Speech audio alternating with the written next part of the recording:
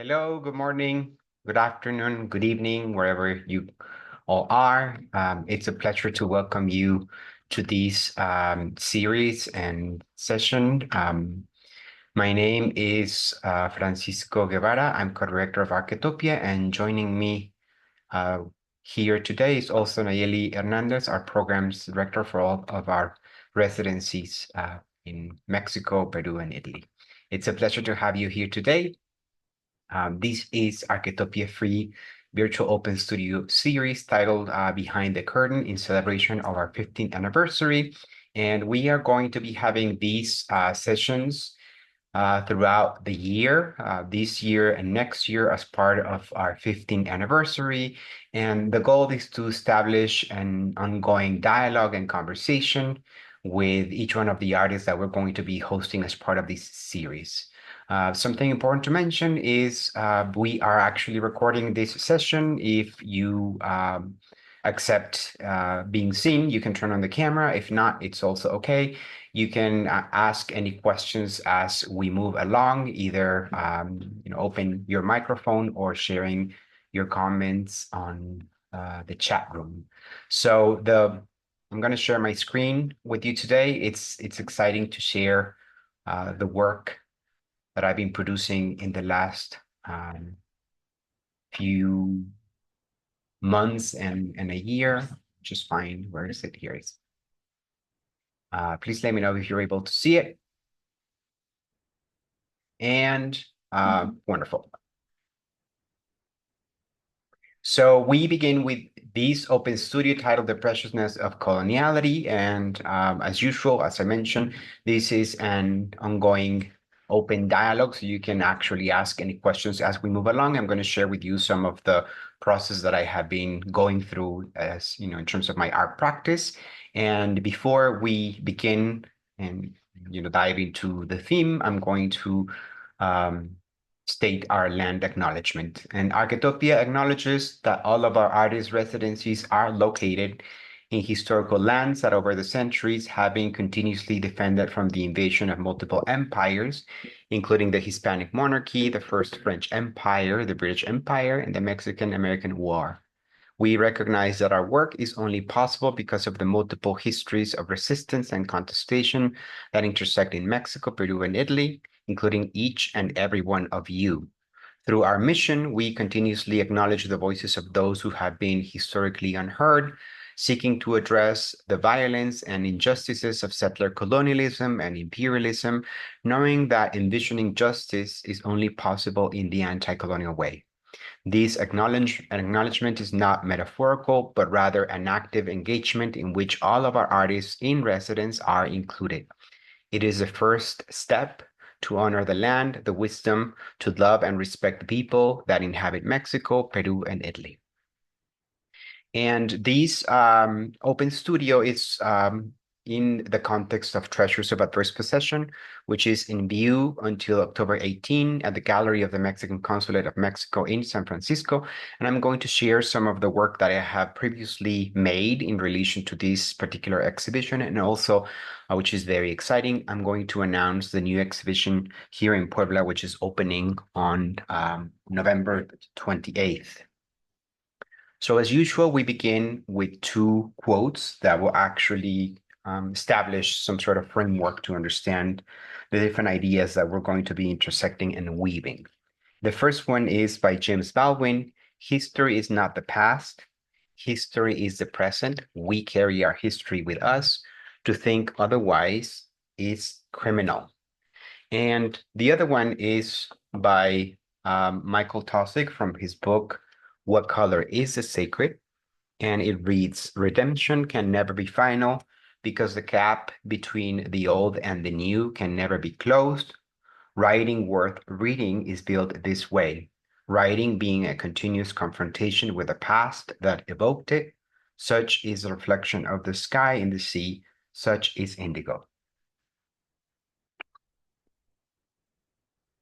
And I want to introduce first this idea, which we can frame by thinking that we are all colonial subjects. And that means that we are all incorporated, fully incorporated into these colonial, imperial, etc. project in which ideology takes place and redistributes power. It doesn't matter how much or how we are being identified, ourselves or by others, we are all colonized subjects. So as Timothy Mitchell instructs, in quotes, colonizing refers not simply to the establishing of a European presence, but also to the spread of a political order that inscribes in the social world a new conception of space, new forms of personhood, and a new means of manufacturing that experience of the real. End of quote. And race, also in quotes, as identity object remains a series of deliberate choices rather than inevitable. It created and creates new forms of personhood and manufactures and conditions how we experience reality. The British, Spanish, and US colonizing experiments gave us identity objects, in parentheses, individuals who must conform to the narrowest of subject positions, and or parentheses, in the form of, in quotes, white people, in quotes, slaves, and in quotes, Indians, and fix them to and in quotes, place. We remain in an ongoing struggle and negotiation with imperialism and its disciplinary powers. And this is how I begin sharing my journey with you guys. And to begin with, I work with indigo as a medium, meaning as process. And remember, thought is never method. I'm not interested in the beauty of its blue, but in the mesmerizing effect of its process use as currency that continues to both signal power and masquerade labor. For instance, natural indigo masquerades slavery and exploitation. Industrial indigo masquerades new forms of slavery in factories and maquiladoras, while also power in its uses in garments in public space. For instance, denim, police uniforms, etc. All of these are forms of measuring time through the body, or at least fantasizing about it. And although color is frequently undefinable, it has the capacity to wrap itself around bodies, making things vibrate while also subjecting them to control. Because of its history, color has always produced slavery, and slavery has continued to produce color, which is a cycle still in place that we enjoy and still profit from in everyday life. And this piece that you're looking on the slide, it's titled The Threshold, and it's 2 by 3 meters. It's a large scale piece, and it's actually indigo ink and white oil paint on canvas. And it is related to a print that I frequently use in the many presentations to think about the encounter, ethics, the history of the Americas, the invention of the body, the imagination of controlling time versus place. And what we see here is a series, layers that intersect, creating this image. So in the back of the image, you're going to distinguish some sort of fabric that is, you can barely see the different flowers, and it is referring to the fabrics from the casta paintings, which is a genre of 18th century painting from Mexico that speaks about the complexity of class and race and sex and gender and all these different ideas that intersect in the invention of identity and the body, specifically in the Americas. You also see these patches of white forms that refer to the story of Columbus offering a silk doublet to any of his officers who first spotted land in the process of invading the Americas. As we remember, Columbus tries to find a route to the Indies through the other side of the world, and in the process, he arrives to the Americas. And because he gets lost, because he doesn't have necessarily the complete knowledge of where and the route and how to get there. So his provisions are dwindling and are limited, and so he's getting anxious, and he offers a silk doublet. And you can imagine how much this doublet was in terms of price and money, of worth, value, etc. So I'm using a treaty of um,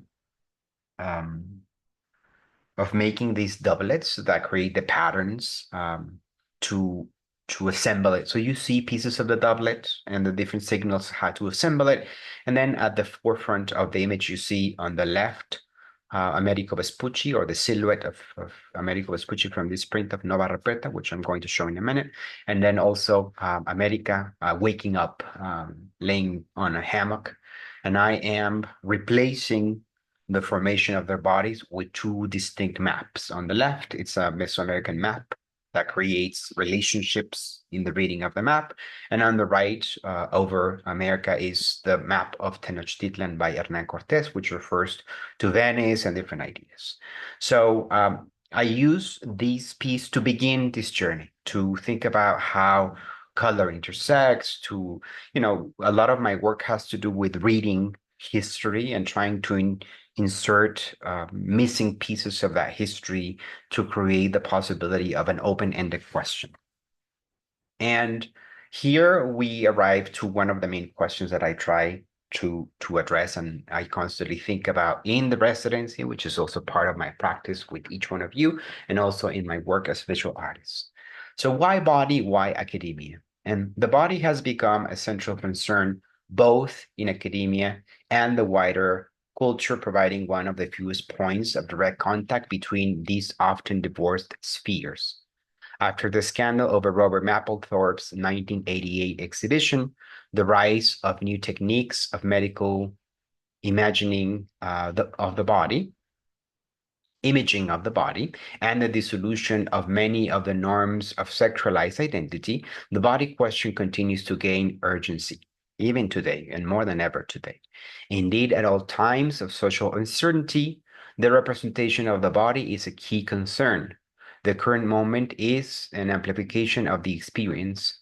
Walter Benjamin perceived in the generation who lived through the First World War, in quote, a generation that had gone to school on a horse-drawn streetcar, now stood under the open sky in a countryside in which nothing remained unchanged but the clouds, and beneath those clouds, in a field of force of destructive torrents and explosions, was a tiny, fragile human body. And in this reference that Nicholas Mirsov makes on the sky, he even says, today we have even changed the sky.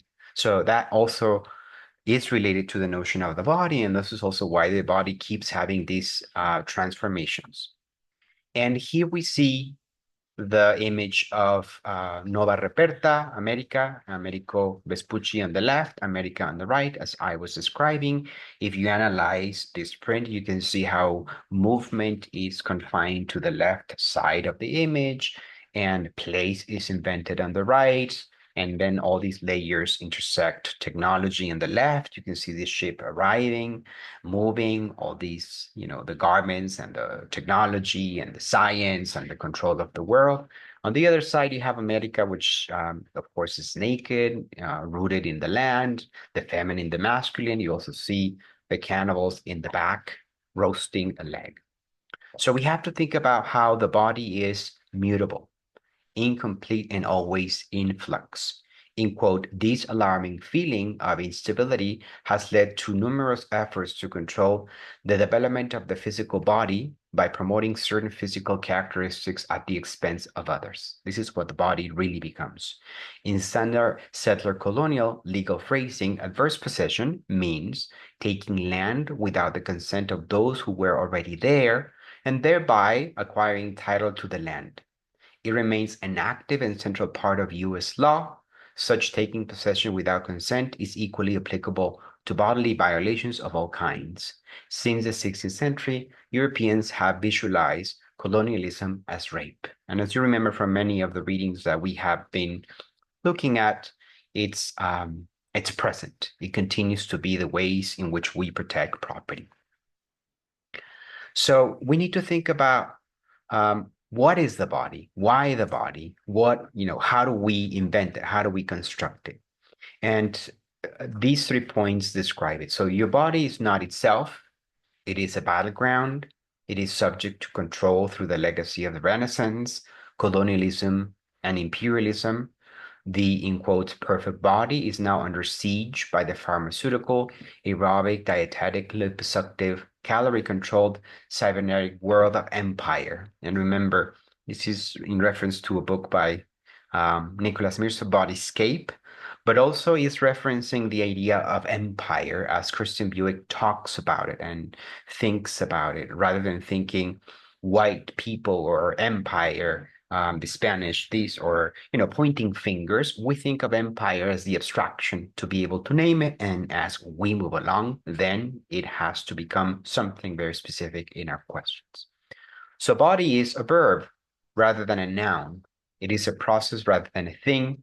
It is a symbol, a resource, and a medium, a system of delivery, communication, a communicating event. It doesn't merely signify or symbolize power relations. And think about how power relations are very important to redistribute this possibility of movement. Body is at once the final point of resistance to the global imperatives of empire and the first to be affected by it. These are conclusions from a conversation about the relationship between the body and landscape with Dr. Christian Buick. And I'm going to present with you some ideas that I recently came across and that I have been studying, that I have been thinking about, not only in terms of my practice as an artist, but also in terms of the residency in general. And this has to do with difference as infinitude. The notion of the body didn't exist to the so-called exist prior to the so-called conquest in the Americas. In the Americas, beings and things share the same spirit that fills them up with life. And this is very important because we are actually questioning even the notion of being human. The difference is expressed and defined by the limits of difference. In this sense, in quotes, body needs to be understood as some sort of clothing or garment, and the garments or clothes have also need to be understood as body. Eduardo Viveros Castro notes, it is not possible to distinguish between physiological processes and sociological processes. Therefore, the transformation of the body, social relations, and the statutes that condense them are one and the same. Human nature is literally manufactured or configured by culture. The body is imagined in every possible sense of the word by society. And here, what we see on the left is a Kayapo, Macau boy, and I'm making the reference of Macau boy because it's not separable. And this is an image that Diana Magaloni Kerpel used in her lecture La Conquista en el Códice Florentino at Museo Amparo, and she touches on two ideas that I'm going to share also with you. And these are Ijiptla and Toltecayotl. And one of the important ideas that I frequently mention in the residency is the dialogue, first, the notion of rhythm, and second, the dialogue between the mind and the heart, which is frequently defined through Toltecayotl. And I'm going to read a little bit about it. But what I want you to think about is in this dialogue of the mind and the heart is what I refer to also bringing Audre Lorde into the conversation to anger and the joy of making. We can't just stay with the joy of making. We can't just stay with anger because we would both get consumed in different ways. They both would protect, in the end, property. But if we combine them, there's a possibility of a rhythm that changes the ways in which the work moves. So I will begin with Hitler. Hitler, and Lopez Austin, which is an important archaeologist, philosopher, anthropologist from Mexico, he explains Ixiptla, the protective deity, as a notion of the man God, which is infinitude. And think about man God, because it elevates or actually places in the right position our experience in relation to the divine. It's not that gods are up there and we're here. It's actually that we are part of this notion of the divine. So, man, God. He points out that this word has been translated as image, delegate, replacement, substitute, character, or representative. But as he analyzes its root, sheep or heap, and its relation to other words, he asserts it corresponds to the idea of skin, covering, or husk, suggesting that the man God, apart from being the covering, the protection, it is the likeness of the God, the divine itself. So think about how as we move, as these skins, husks, covering seems to be protecting us, they also manifest the divine through movement. And we do that with cotton, with polyester, with anything that we're wearing, jewelry, but also as we move. So I want to make this assertion to understand that the body is not a limit or the boundary. It's actually a point of resistance in which we move, but also in which we manifest the divine. But then we also have to think about it in terms of rhythm. And this is where Toltecayotl comes in, which is defined and is included in the essay The Trouble with the Term Art by Carolyn Dean, the dialogue between head and heart. And Toltecayotl is a group of complex ideas, which is really not related to art, explaining the existence of the universe. Art doesn't really define that. So it explains the existence of the universe, life, and consciousness. It has little to do with the definition of art, but it's frequently used and rather should be understood as relish the fight. And this is something that Christian Buick refers to. Being ready to move in an unexpected way is also what I refer to as tactics to reconfigure the possibility of things. And you're going to see a little bit of this in my work, which has become Arquetopia's method, meaning the rhythm between the joy of making and Audre Lorde's notions of anger. So we combine Ixiptla with Toltecayotl, that means relishing the fight altogether, which creates the rhythm in which we move, in which we make our work move. And here I introduce some of the pieces, and I have divided the presentation in three main series. These specific series refers to feathers. Feathers are the manifestation of the divine. It's not that they are divine, it's not that they represent the divine, but actually the way they refract light has to do with that manifestation. So here I'm thinking of Tlaki Miloli, which is a sacred bundle that was brought into Tenochtitlan in the foundation in 1325. And we can see here in one of the images of the codex, the notion of these bundles. And you can see a little bit of the characters. You can see the feet. That's how the codex is read. It tells you where to go through the feet, and it's also conveying movement. And you can see these characters carrying the Tlakimiloli, which is the sacred bundle. And inside of these bundles, you can see how there's a symbol on top of the head of these characters, which conveys the idea of the divine.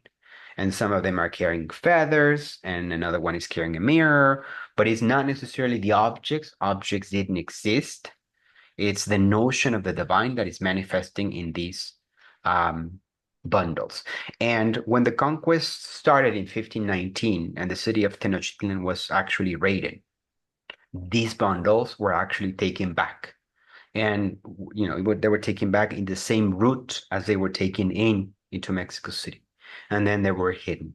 So one of the multiple chronicles and one of the scholars who looks at these ideas, he explains that this idea of motion is connected to the divine, and I am connecting the divine with the destruction, with the perception that we have also of the work. So the piece in itself is related to the Chimali, which is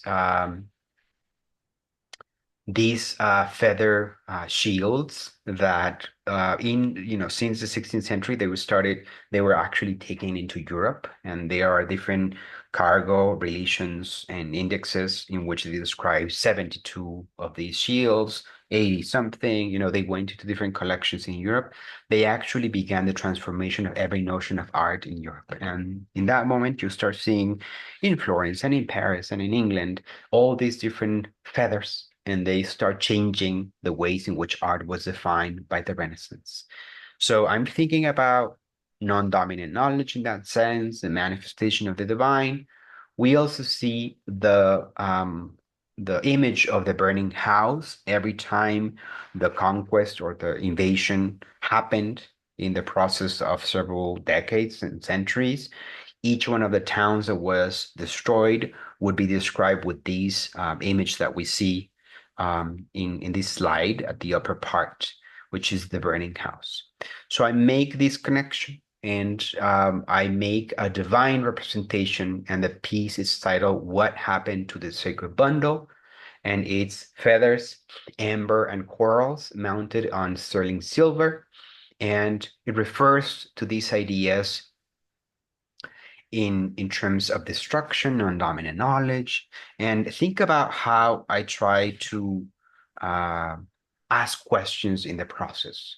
It's yesterday I was teaching a workshop in different entity, and they were asking me, is it didactic? Do you have to explain? And it's not necessarily the point. When you approach these pieces, you see how mesmerizing the technique is because the feathers make it so beautiful. I'm going to show you the next piece, and this is based again on the Chimalis, and it is titled Holy Corporation. And one of the important ideas that we need to think about is how we have enshrined corporations in this sense to make these possibilities of wealth and to actually hoard all this wealth. And here we see the VOC, the Dutch East India Company, which was the first official corporation that was open to investment. And you can see here the comparison. It earned through its years of operation 7.9 trillions, and that in equivalent assets today and capital, et cetera, in companies will be to all the companies that you see on the right of these comparison. So you have Apple, you have Alphabet, Microsoft, Amazon, Facebook, Wells Fargo, Bank of America, so on and so forth. All of them together would be the equivalent of the wealth of the VOC. And you can imagine, and of course, it was one of the most important companies that actually traded with human lives, that actually invested in slavery, that were actually throwing human beings into the ocean to then claim the insurance. And then I turned this into this piece, intersecting it with the notion of the divine to think about what we actually celebrate today. We are interested in the divine in this sense, in feathers, in the manifestation, but what we celebrate are corporations.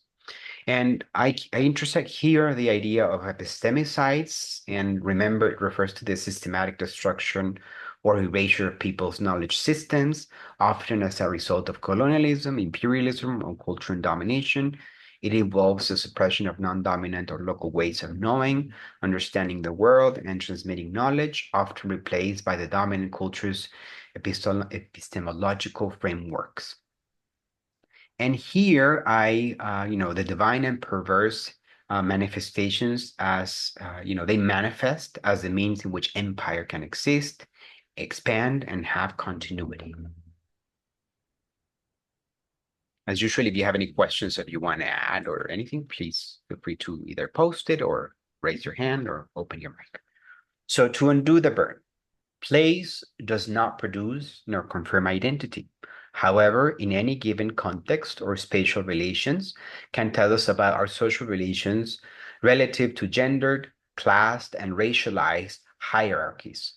To undo the burden that we place on identity object, or objects to be representative of identity, we must instead understand objects as opportunities and as communicating events. And this is what I try to do with the work. It implies peers meeting upon a common basis to examine difference and to alter those distortions which history has created around our difference. For it is those distortions which separate us, and we must ask ourselves, who profits from all of this? So what I tend to do is to question the notion of identity by understanding the ways in which we actually protect property. So the first quote belongs to Race as Object Lessons by Kristen Buick, and then the second one is by Audre Lorde. And the next series then intersect the extractive possibility, the extractive effects, the mesmerizing light, refraction, beauty of silver. And this is a piece that is inspired by the Drake jewel. On the left, we see the portrait of Elizabeth I. And I have found really interesting connections between the process of the so-called conquest, the invasion of colonizers, the moment in which Puebla, the city where Arquetopia's headquarters are located, was founded in 1531, and also London in that specific moment in which the British Empire is actually merging with this force that would actually transform every way in which we move today. And particularly in the decades of the 1580s and 1590s, the increased violence in Puebla. It is the moment in which the Inquisition is actually established in the city of Puebla, but also it is the moment of the splendor of sonnets in England. And what is fascinating when we look at sonnets is how the language of violence in relation to love has had an investment, a research, learning on the process of torture.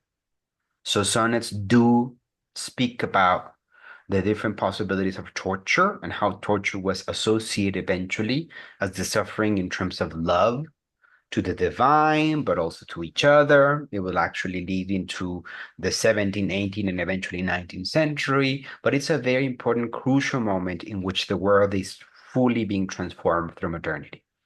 And what I'm signaling here is the connection between these spaces that seem to be so distant in history, in progress, in development, but they're actually intertwined.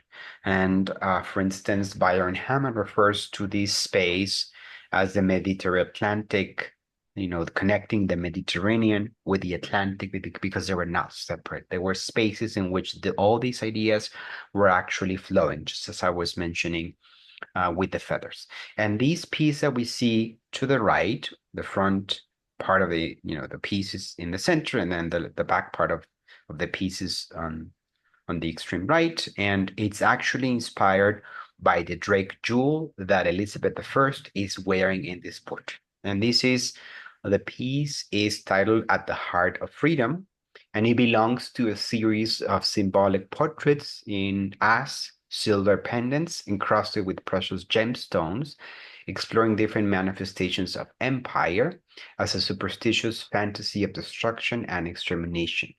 Departing from the concept of freedom as a historical fanatic superstition, I use the performativity of jewelry as an inverse, in quotes inverse, medium to address extermination as an imperial illusion constantly manifesting in the ideal of freedom and the pursuit of happiness. And what happens is this pendant was actually given by Elizabeth I to Francis Drake.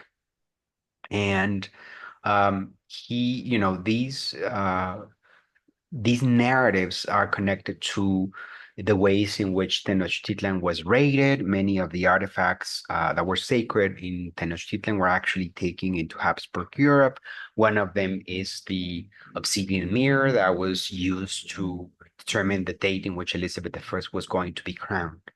So there's really interesting connections between how the British Empire is emerging in relation to the Americas.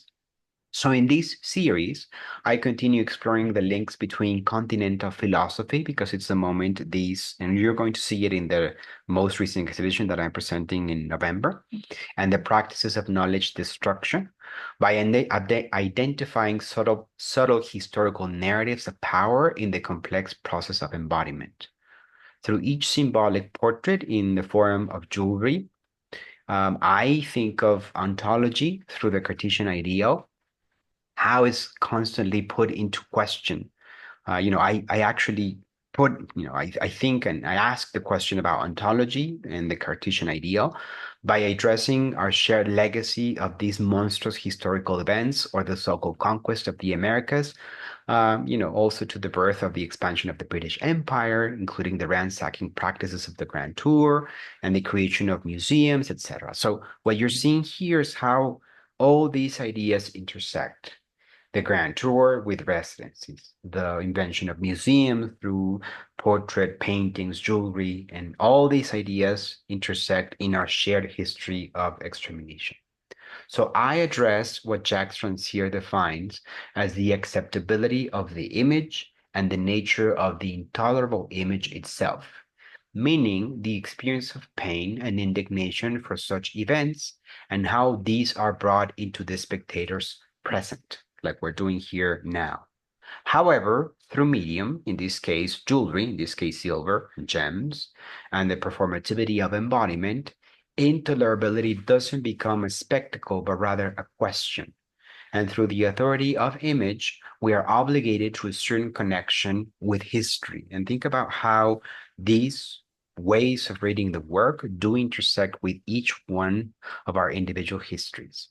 So Francis Drake is often celebrated as an English national hero, lauded for both his role in defeating the 1588 Spanish Armada and for being the first Englishman to circumnavigate the globe. In this narrative, Drake is positioned first and foremost as an explorer, an admiral who at his most villainous was an underdog who stole from the mighty Spanish Empire. But in fact, Drake's very first voyages to the Americas were as a slaver, and it was the failure of these voyages which would inspire his future raids on the Spanish Americas, for which he became so famous. For instance, he actually invaded Veracruz and tried to invade Campeche. He actually raided one of the Portuguese ships, and this is what happened. The English privateer arrived onto the Carolina coast after sacking the Spanish lands in the Caribbean, becoming one of the first who brought enslaved Africans to North America decades before Jamestown. And this is why Elizabeth I gave him the Drake jewel. So the piece, it is inspired on the shape that the queen is wearing. On the front part of the piece, we see her anagram, EZL, ECR, I think it's EZR, Elizabeth Regina. And we see, of course, the pearls that distinguish her virginity, but also her connection to the Virgin Mary, all this holy halo that covered her. We see the Baroque pearls. It's also, encrusted with amethyst. And in the back of the piece, we see the coat of arms of Francis Drake, because of course he became a noble man, noble in quotes. And at the core of the piece, there is a stone of indigo, and it's carved with his crest, his family crest. When indigo is actually produced, as plants are being, there's a solution. They soak the plants, they extract the indigo. Indigotina is the formal name. It becomes this incredibly frothy bluish substance because it reacts with oxygen. It stings terrible. If you have worked with indigo, it really stings all the way to your brain. And as it is making it stable, because they add lye to actually, I think it's lye, to actually make it a rock, and they put them under the sun, it becomes a very strong rock.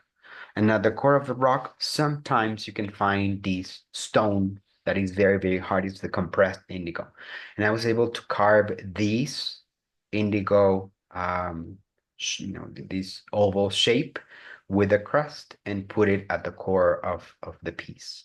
So it's actual indigo. And what is interesting about indigo is that it was used for slavery, as I mentioned in the beginning.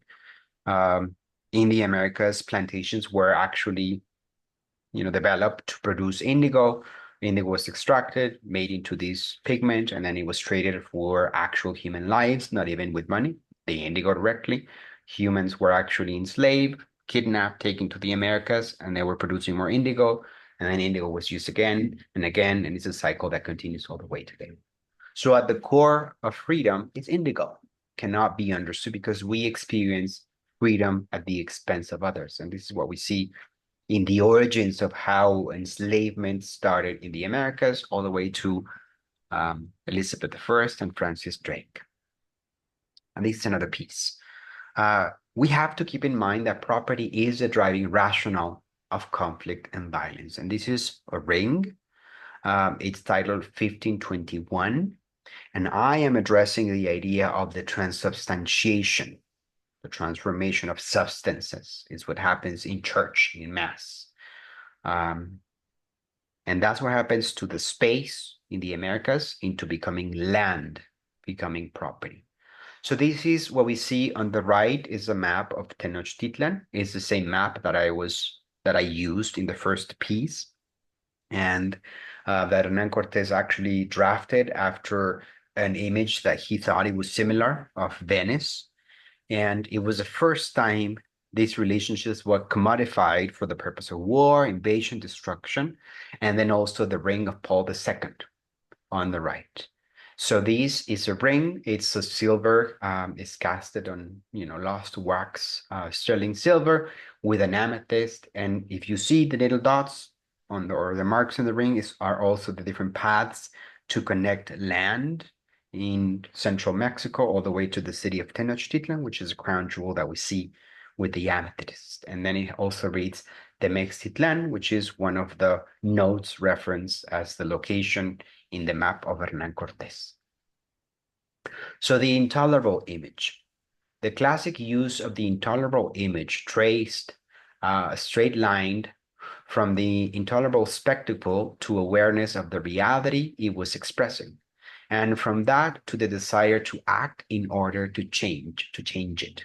But this link between representation, knowledge, and action is mere presupposition because of the common sensory fabric, and images of art do not supply weapons for battles. This is something that we have to keep in mind.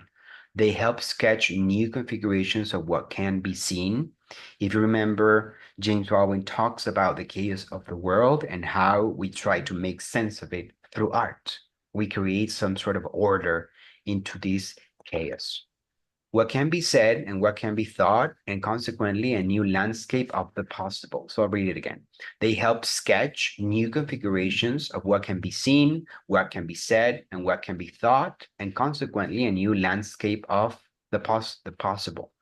But they do so on condition that their meaning or effect is not anticipated.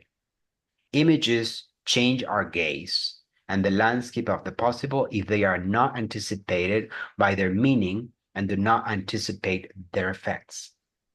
For instance, as Kirsten Bug notes, writes that's misspelled, writes it's with W, the task of forgetting can be countered by the imperative to remember.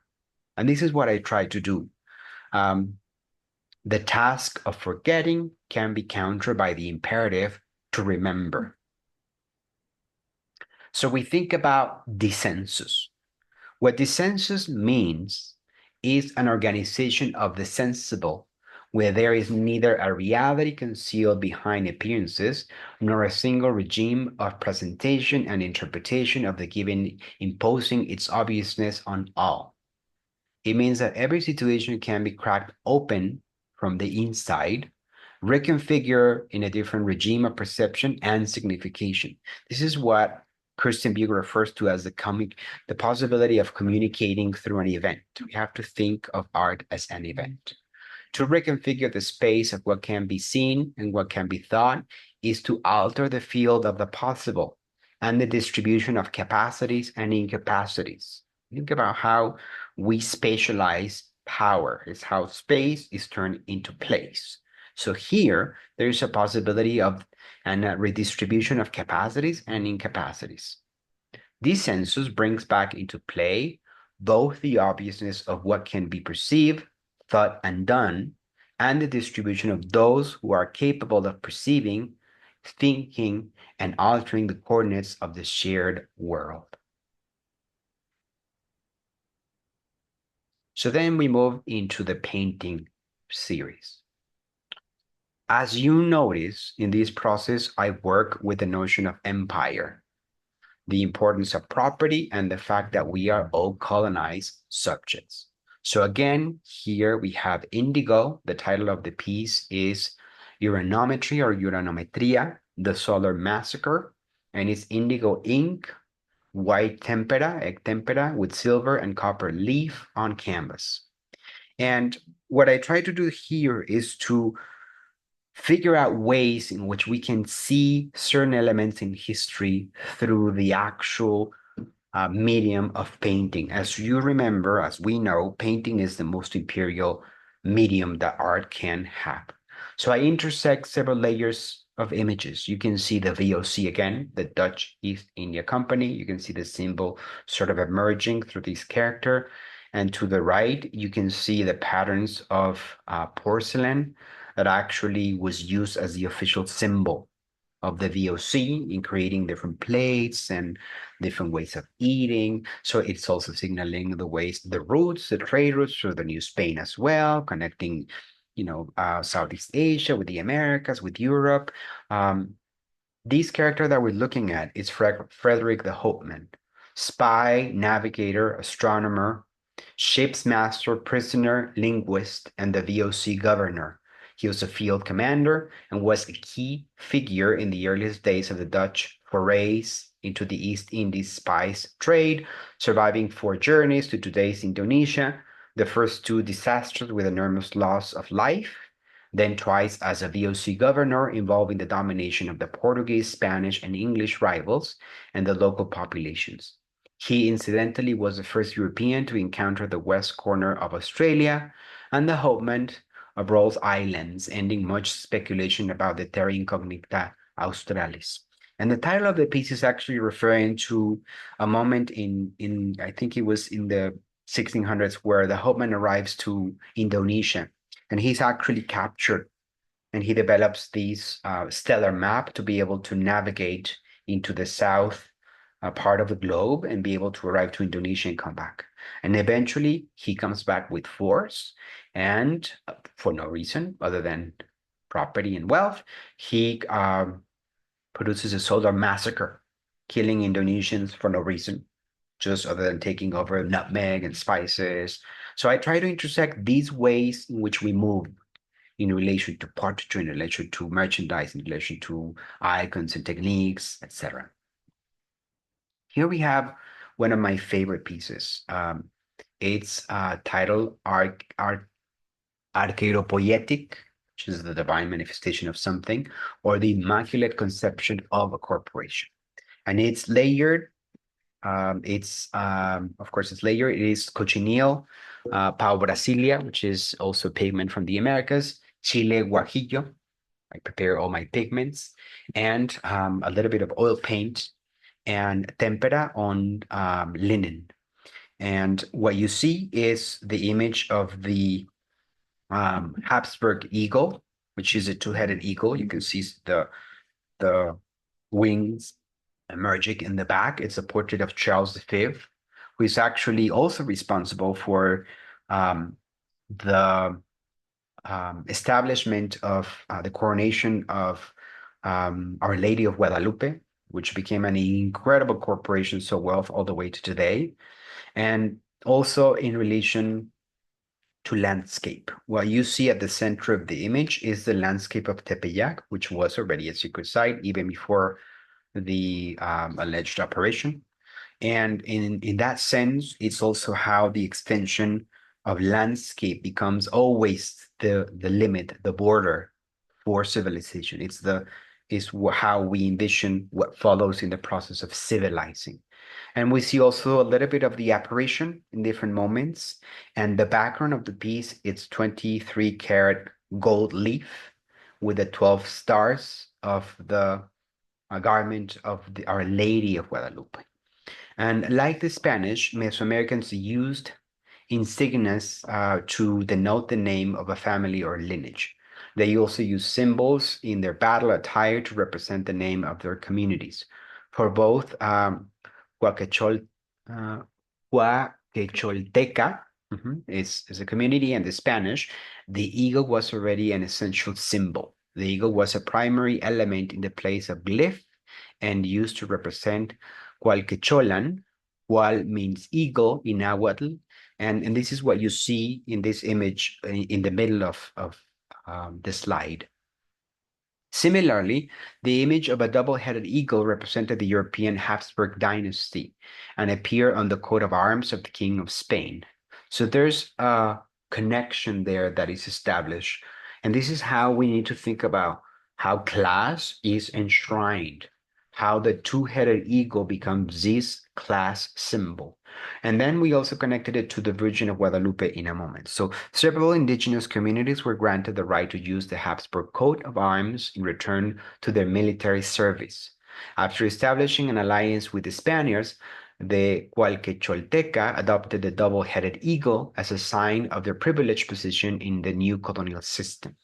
And then as I was mentioning, Our Lady of Guadalupe is symbolic, not only in terms of miscegenation, but actually to understand the movement of independence in the early 19th century.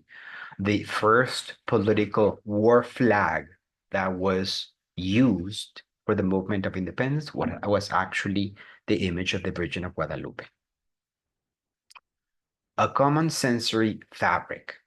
Jacques Rancière explains that human action is tied together through a common sensory fabric that arises from a shared distribution of the sensible, which defines their way of being together.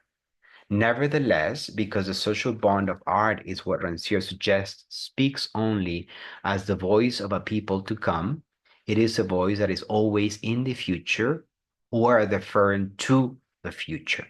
And think about how we constantly try to challenge hope in these conversations. The notion that it should appear or happen in the future, but actually understanding how agency is the present, and the present becomes the past and the future at the same time. The apparent resolution of a community of sensation therefore turns out to be precisely a process of dissociation, or a break in that all-important relationship between sense and sense. As dissociation operates by way of a shift from one sensible world to another, the shift really defines different capacities and incapacities, different forms of tolerance and intolerance, feeling versus acting. And what we try to think about here is, how do we redistribute power? How do we, when Hannah Arendt talks about the space of appearance, we need to think about how could we redistribute that possibility of movement, which leads us to the next exhibition, which is opening November 28th at the Museo Universitario Casa de los Muñecos, and the title is Ethos of Transfiguration.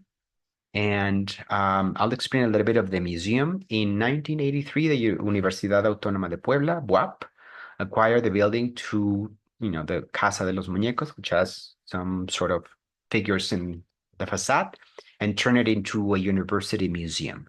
After 4 years of restoration work, the Museo Universitario Casa de los Muñecos, its official name, was inaugurated on December 10th, 1987. Since the establishment of the Jesuit College of the Holy Spirit, the institution has been enriched with diverse collections of art and scientific instruments that form the foundation of the existing schools, which is very important to understand the role of the University of Puebla, which is one of the macro universities in the country, one of the 5 mega universities in the country, and also to understand how museums emerge.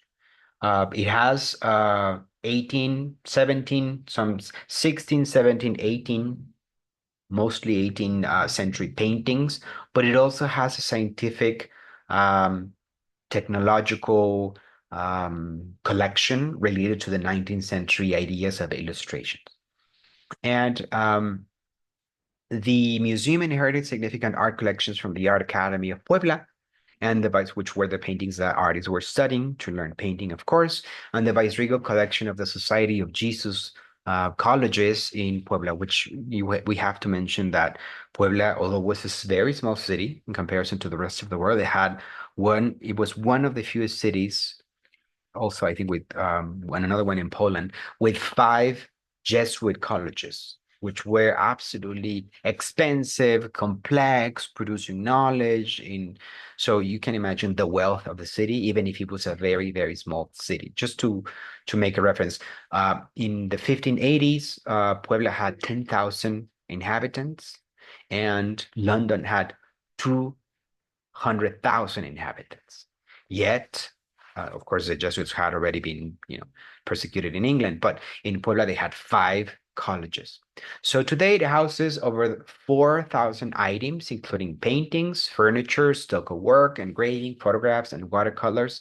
These collections feature notable works by renowned painters from the Viceregal period, such as Cristóbal de Villalpando, José Luis Rodríguez Alconedo, Juan Tinoco, Diego de Borgraf, Miguel Cabrera, Agustín Arrieta, and we're moving along in the 18th century, 19th century, José Manso, José Juárez, and Luis Berrueco, as well as pieces donated by contemporary artists who have exhibited in the museum.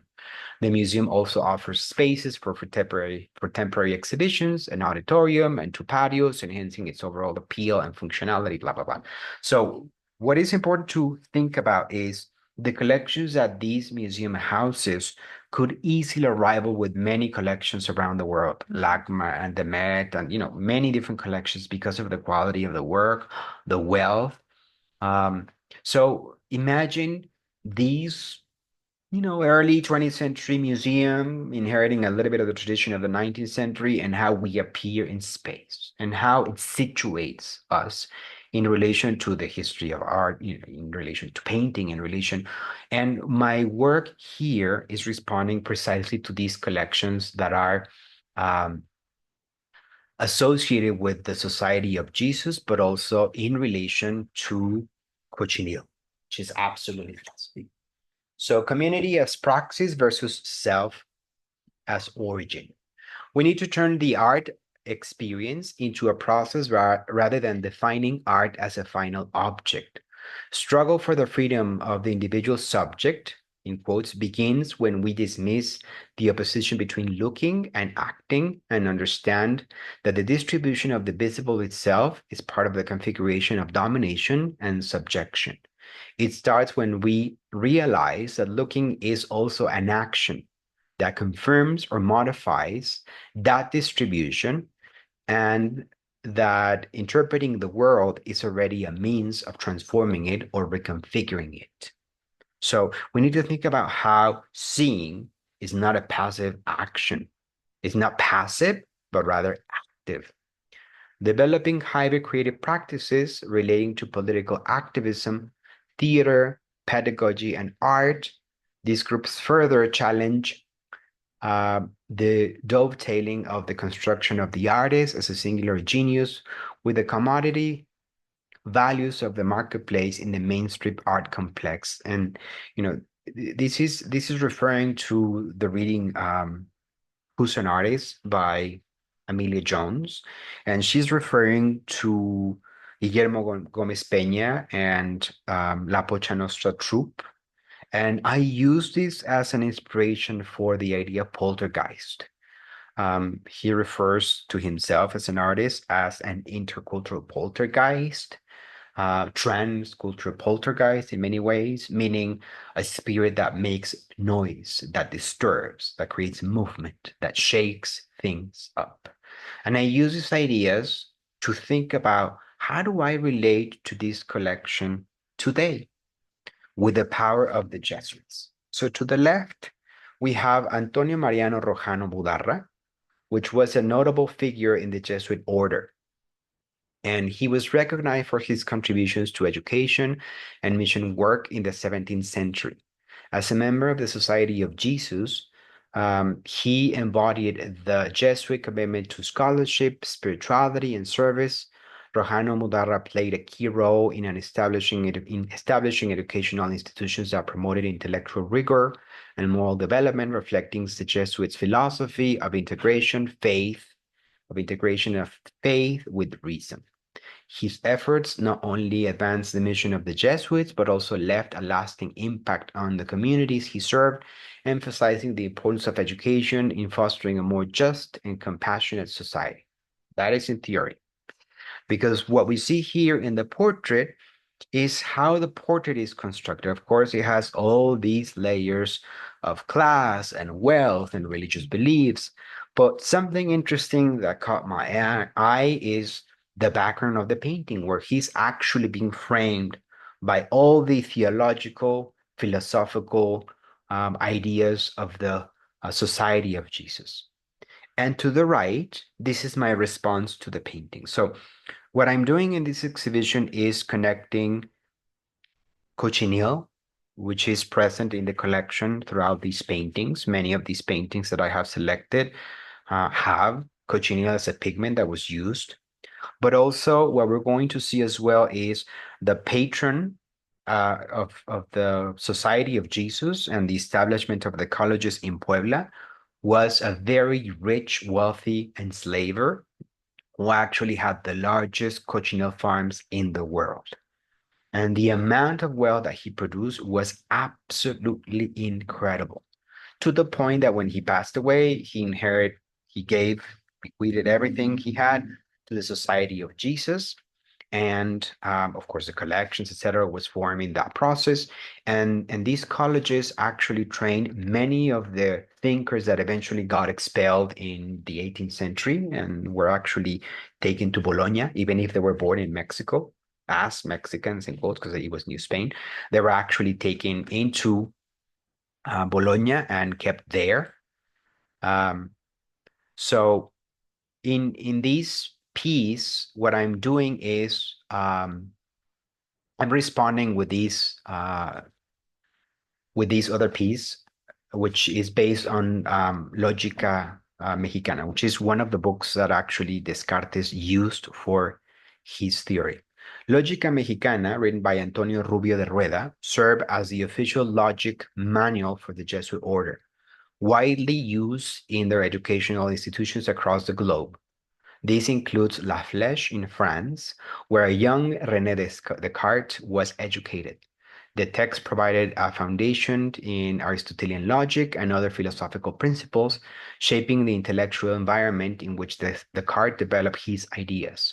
By studying Rubio's work, Descartes was exposed to the rigorous logical frameworks that would influence his own approach to philosophy, particularly his emphasis on clarity and reasoning. This reconnection highlights the significant role that the Jesuits' education played in the development of modern philosophy. The integration of Lógica Mexicana into the curriculum not only underscores the importance of diverse intellectual traditions, but also challenges the perceptions that profound philosophical thought was exclusive to European context. And what I'm saying here is that what is Mexico now, successfully exported into the world was classism. This is what we see in this text. So I respond, this little box that you see in the lid of the box has a diagram of la dioptrique, which is the ways in which Descartes studied the ways of seeing, that of course is related to art, and also the code, the symbol of the Society of Jesus, and Lógica Mexicana, which is the letters extracted from the first edition of this book, made into gold leaf, and then also powdered with pure cochineal pigment, which is this deep red that we see here. Moving on to the next piece, we have San Ignacio de Loyola, which was a military figure that eventually founded the Society of Jesus.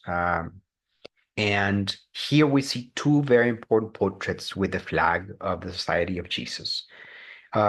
We have to remember that Pope III is the one who actually granted them the possibility of founding the Society of Jesus, and they arrive in 1578, I think, into the city of Puebla to establish these colleges. And as history moves along, the Society of Jesus was serving, in quotes, mestizos, which we have to keep in mind that in the project of the two republics, la República de Indios and República de Españoles in all over the Americas, mestizos didn't pay taxes. And that was a very important source of wealth that the Society of Jesus will be linked to. This is also why they are actually connected to Melchor de Covarrubias, which we're going to see in a moment as well. So in these two pieces, I make reference to the flag of the Society of Jesus, which is the slogan Ad Maiorem Dei Gloriam, to the greatest glory of God. And in 1767, they were actually expelled from every single corner of the Spanish Empire. And that includes the Philippines, in Southeast Asia, the Americas, Europe, and they were all taken, at the same moment, the same instant in every single corner of the empire. The army of the king arrived, knock on the door, and ask each one of the members of the Society of Jesus to be taken into Veracruz. Some of them died in the process. Some of them were already born in Mexico. Some of them only spoke Latin and Spanish, and some also languages that were local in the different, also in Peru. And they were actually expelled. And it's a question of how Europe again concentrates knowledge now back in Italy. Is a question how they were also fully involved in exploitation in the Americas. So how I respond to these two pieces is these sort of holy fabric, making reference to the Rostro de la Verónica, famous painting that has this very deep religious meaning of a fabric that is placed on Jesus Christ's face, and it has the representation of that. But also, it's dyed with cochineal, so it's 100% silk dyed with cochineal, and then I embroider with pearls Ad Maiorem Dei Gloriam, also with the 1767 year. I'm also going to include some coins in this piece. I dreamed about it yesterday, so when I have the images, I'll be happy to share them with you.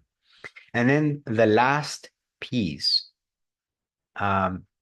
is about Melchor de Covarrubias. And Melchor de Covarrubias was a significant figure in the 16th century, colonial Mexico, best known for his role as a patron of the College of the Holy Spirit in Puebla, el Colegio del Espíritu Santo, which is now known as the Benemérita Universidad Autónoma de Puebla, BUAP, which we still have an incredible relationship in collaboration.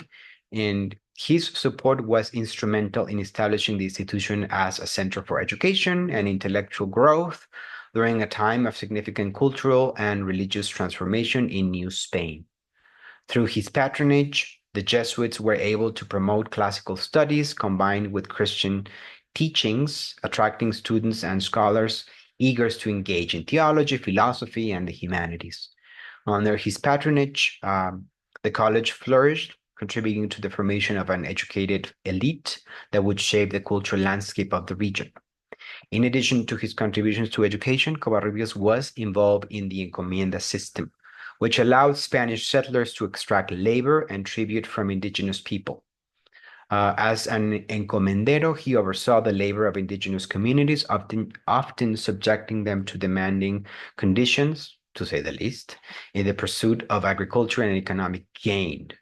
His social status affording him protection and legitimacy within the colonial framework, allowing him to navigate the complexities of power with relative impunity. While the encomienda system was framed by colonial authorities as means of, in quotes, civilizing and converting indigenous populations, it frequently led to exploitation and suffering, actually slavery, highlighting the paradox of a figure who, while promoting education, participating in very deep systems of oppression. Covarrubias' involvement in the cochineal trade further illustrates his multifaceted role in colonial society. Cochineal, a value dyed produced from insects found on cactus plants, became a crucial export for Mexico, for the New Spain, and was highly sought after in Europe. And remember, the New Spain was part of the Spanish Empire. It was not necessarily a country. And beyond, for its vibrant red hue, which was used in textiles. Now it's also used in cosmetics, and of course, it was used in art. And during this period, cochineal was one of the most profitable commodities in the transatlantic trade, significantly impacting the region's economy and contributing to the wealth of colonial elites like Covarrubias. This is also why it was called the red gold. By the Economic Foundation of Colonial Puebla, no, by supporting the production and trade of cochineal, he not only bolstered the economic foundations of Colonial Puebla, but also helped position the empire, specifically Mexico, as a key player in the global market. His entanglement in these exploitative practices protected by the Catholic Church, reveals a dual legacy, one that encompasses both educational and contributions and complicity in oppressive labor systems. This complexity reflects the broader tensions within colonial history, where advancements in culture and knowledge often coexist with exploitation, injustice, and of course, slavery. And something that one of the scholars that we frequently have conversation with, the archaeologist Eduardo Merlo, he was mentioning that cochineal was actually used to fund the movement of independence.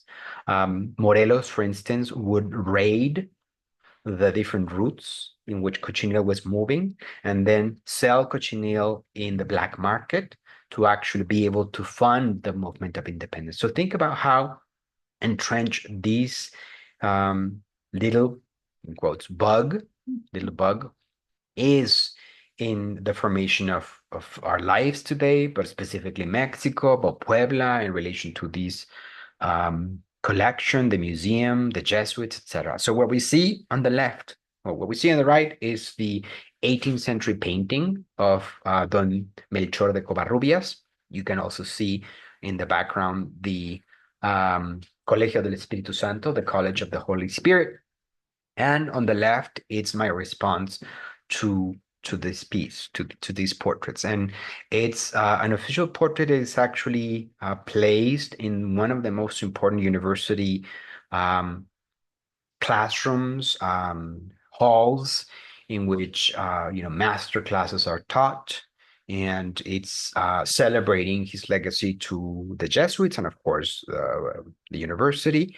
And then also, you can see the patronage of the Virgin. And this is the silhouette in which it appears. And at the same time, so the piece is divided in three sections. The upper part is pure indigo ink. The bottom part is pure cochineal ink with its different chemical possibilities. I add certain substances, because I don't remember the exact chemical name, but it can shift into purple or red, deeper red. And you also see some of the scientific, quote unquote, illustrations that were used in different codexes to explain the process of extracting the cochineal.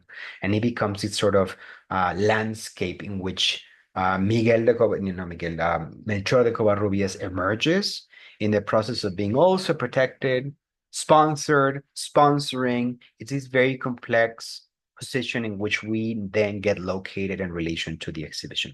What is truly wonderful about the exhibition, which is very exciting to me, is that I was able to choose the pieces from the collection of the museum. They will be brought down into the gallery and then will actually live in between the pieces that I'm actually producing. So I'm producing pieces specifically responding to these questions to create a narrative. And Quetzalina Sanchez, our board president, is designing the exhibition, and she has already thought of how to include samples of the cochineal. We're going to have some mezcal with a little bit of ink of cochineal, which is harmless to humans, or what we call humans. And so this is a preview of the exhibition. I want to end my presentation with this quote that is important to think about and that I constantly go back to. Real violence does not consist so much in injuring and annihilating persons as in interrupting their continuity, making them betray not only commitments but their own substance, making them carry out actions that will destroy every possibility of action. And this is by Emmanuel Levinas. So thank you so much. I can always go back to the slides. I'm going to stop presenting to be able to read the different comments. If you have questions, feel free to open your mic.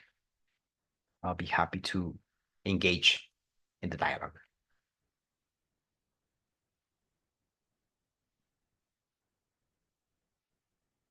And the purpose, while you think your questions, the purpose of these presentations is to have an open dialogue in terms of the studio practice. You know, as you see, what I'm presenting here, it's an ongoing process in which I engage and I'm interested in exploring questions. It's never final. I always find new interesting ideas. And a lot of this process is also connected to the process of residencies and the conversations with each one of you. It's how we share the practice, the process, how we stay with the trouble, as Donna Haraway would say.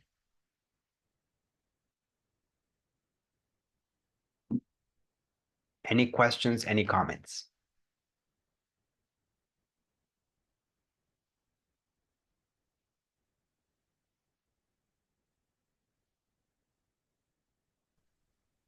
I had actually sworn to not ask a question, but I'm glad you are. sorry. No, absolutely fine. Yes, go ahead.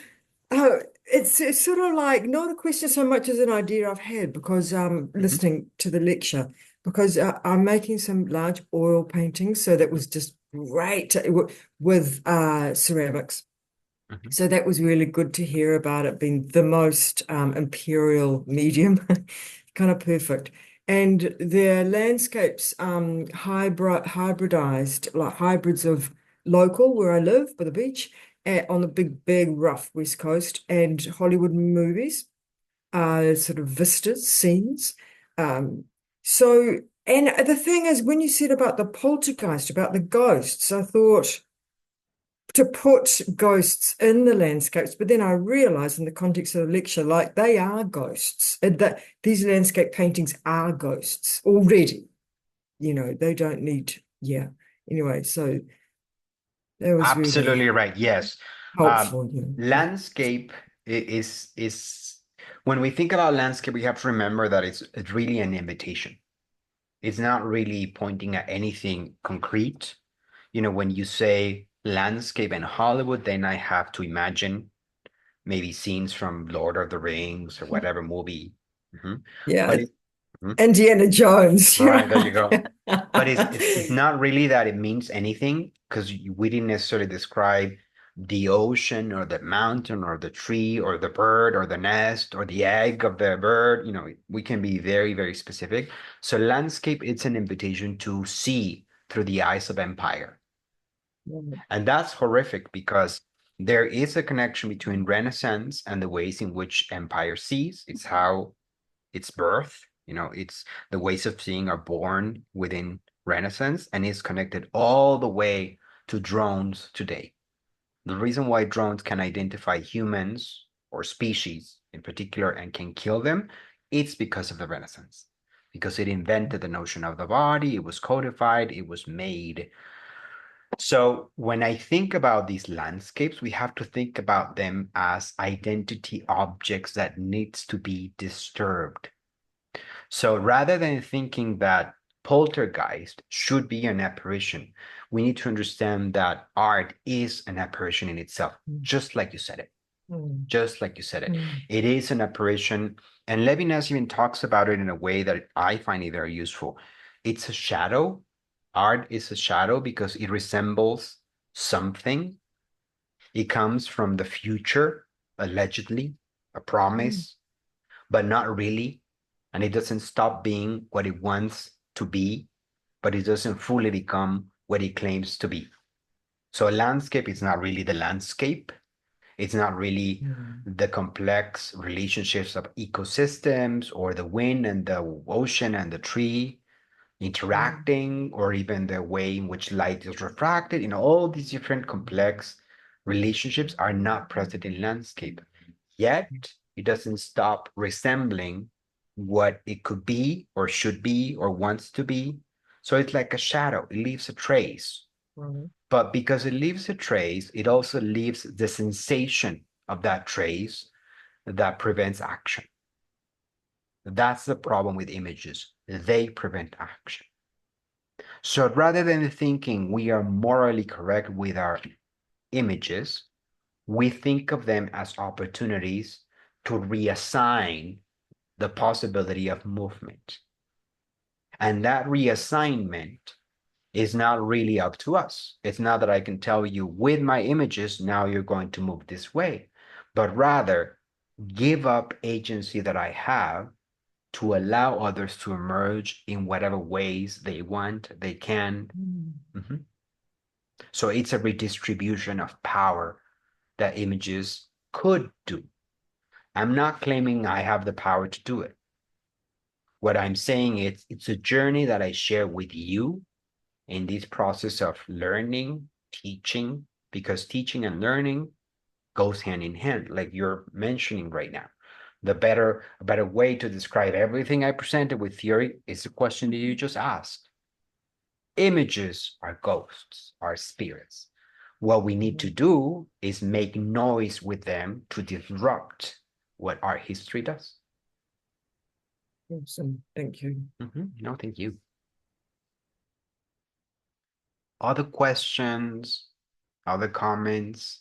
These sessions, I'm always interested in relating them to your own practice. So it's not necessarily a question of my work, but how you're dealing with the specific ideas or images or ways of thinking, anything that comes to mind.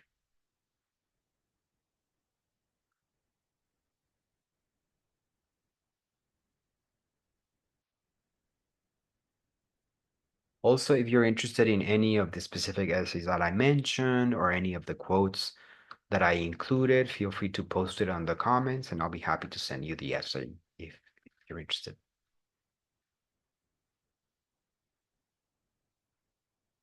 Hi, Francisco. How are you? Good, Thank and you you? so much for your presentation. Mm-hmm. Good. Yeah, thank you. Yeah, I think this was important to introduction to Puebla, and Mm-hmm. everything that has happened through the centuries there. Mm-hmm. So yeah, thanks for your work and sharing that. I am interested in the essays too, and I am interested in the disruption. Mm-hmm. And yeah, I just was wondering like what kind of maybe performances have gone on alongside some of these some of the pieces that you shared, Mm-hmm. if there was any. Mm-hmm. Mm-hmm. And yeah, what has come of that? Just wondering also in terms of the space that you mentioned of Casa de los Muñecos. Mm-hmm. Yeah, what kind of performance practices have gone on. And yeah, thinking also about Gomez Peña's work, Oh, yes, absolutely. if he ever did anything in Puebla. I'm not sure if he actually, maybe, probably, but I haven't seen him in Puebla. I have seen him mostly in the States, but maybe, in Mexico City as well. Yeah. Well, it's a wonderful question because at the core of my practice from the beginning was the notion of the audience being a performer rather than me being the center of attention. So rather than thinking of the pieces to be used in specific ways for performance, the performance in itself is the interaction with the pieces.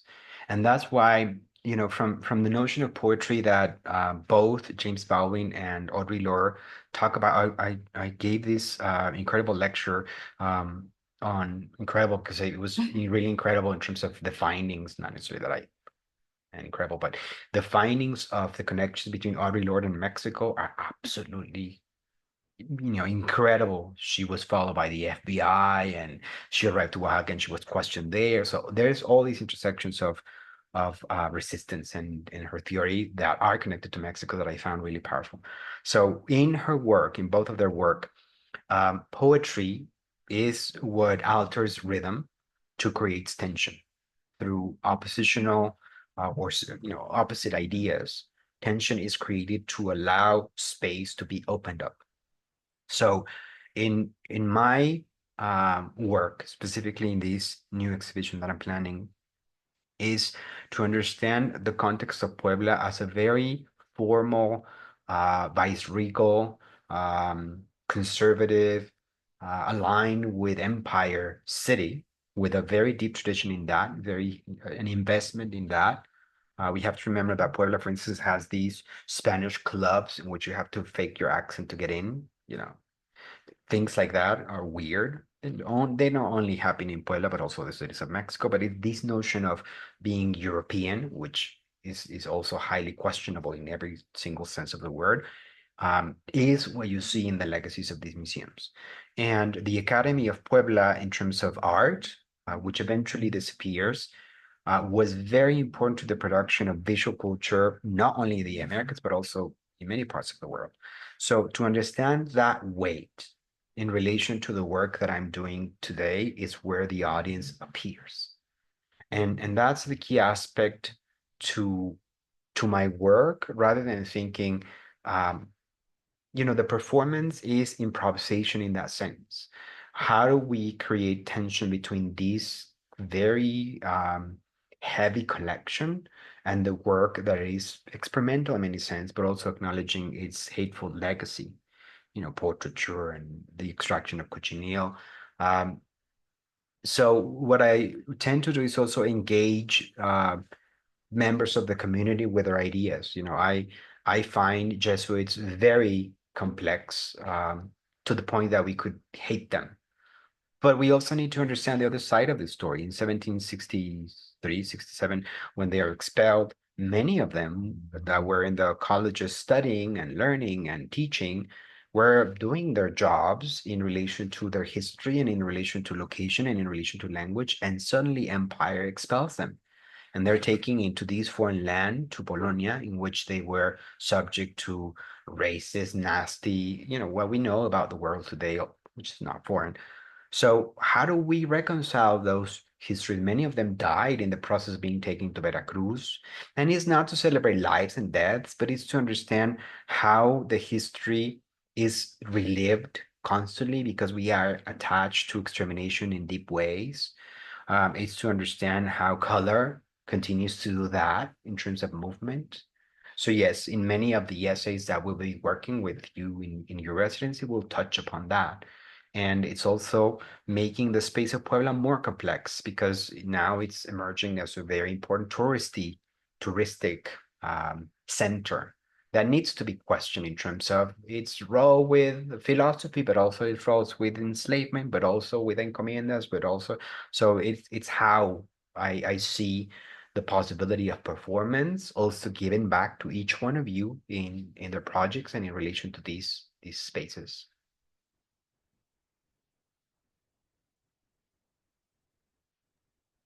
Thank you for the question. Gracias. De nada. Other questions, other comments? Let's see.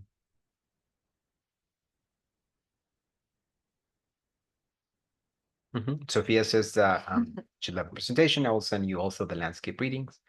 If you have any questions, you want to share them in the comments. If you don't have a mic, you can do it there. Any other questions? We're reaching the last minutes of the lecture, so feel free to voice them before we end. Hi, Francisco. Hi, Nayeli. It's Jamie. Hola, Hi, Jamie. How are you? How are you? Good. It's good to see you. It's great to Good see to you. see you. Thanks for doing this talk, Francisco. It's great to, after having had so many conversations about my work, great to see what you've been working on. I was curious about how these works emerge. And I know, I don't know, I see much of what you're doing related to how I think I have been working in terms of trying to represent layers and make connections through materials and techniques, those kinds of things.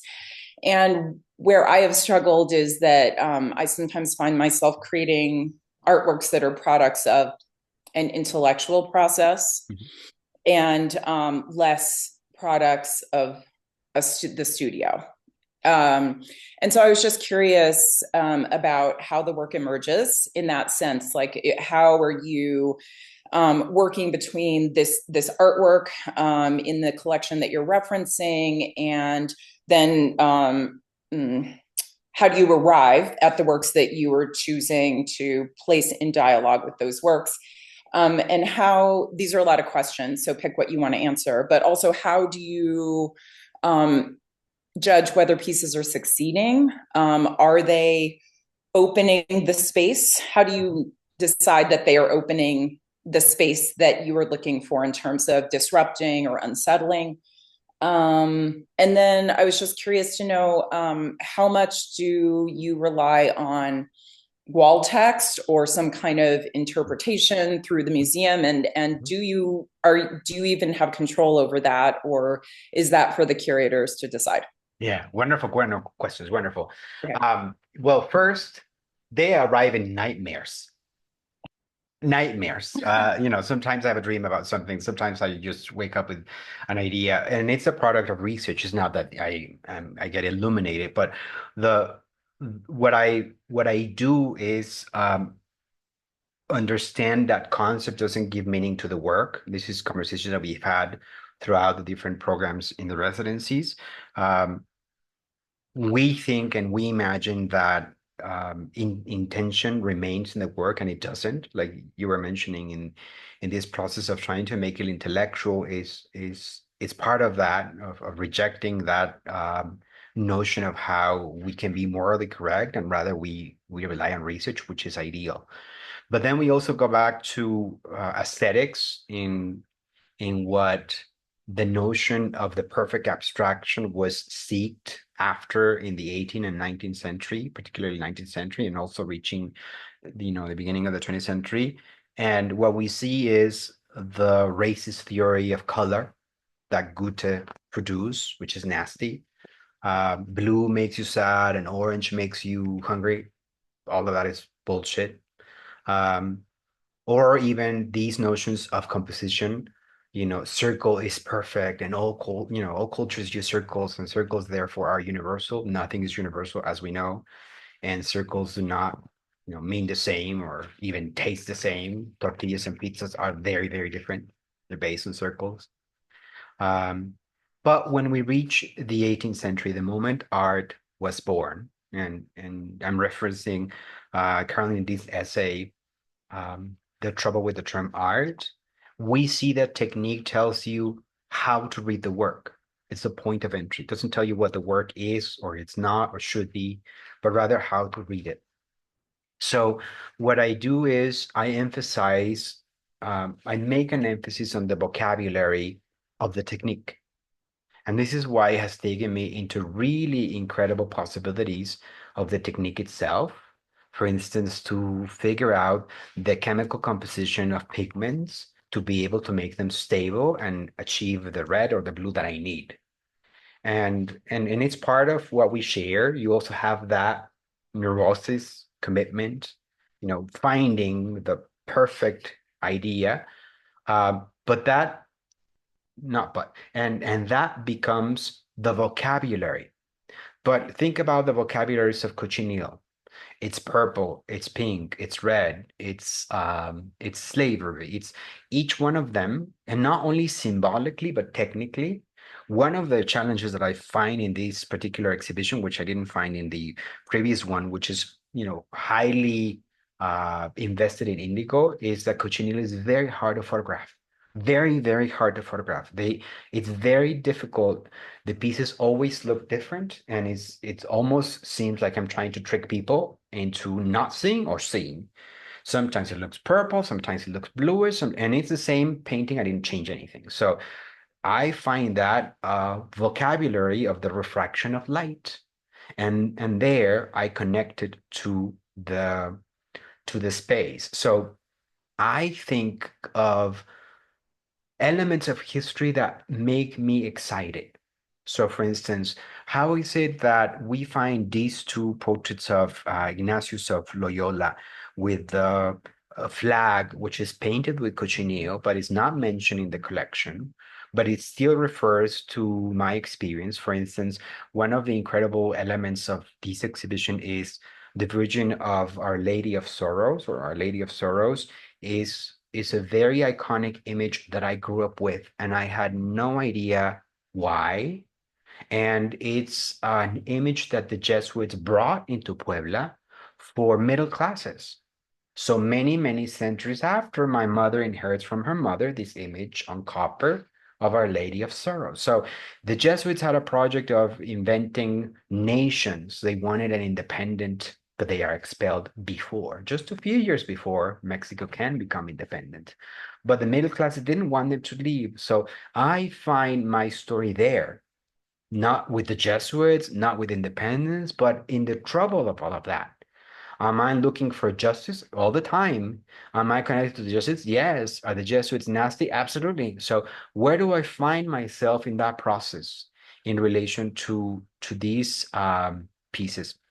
The other thing I have learned to not care about is whether the pieces are successful or not, because we need to understand the practice as a process in which we do not stop, but rather we relish. And rather than and the voices, and this is something RuPaul mentions, it's just noise. The critics and the galleries and the museums and the who cares? I just have fun with it. I make art for me. It's very selfish, yes, because being an artist means you have to be selfish.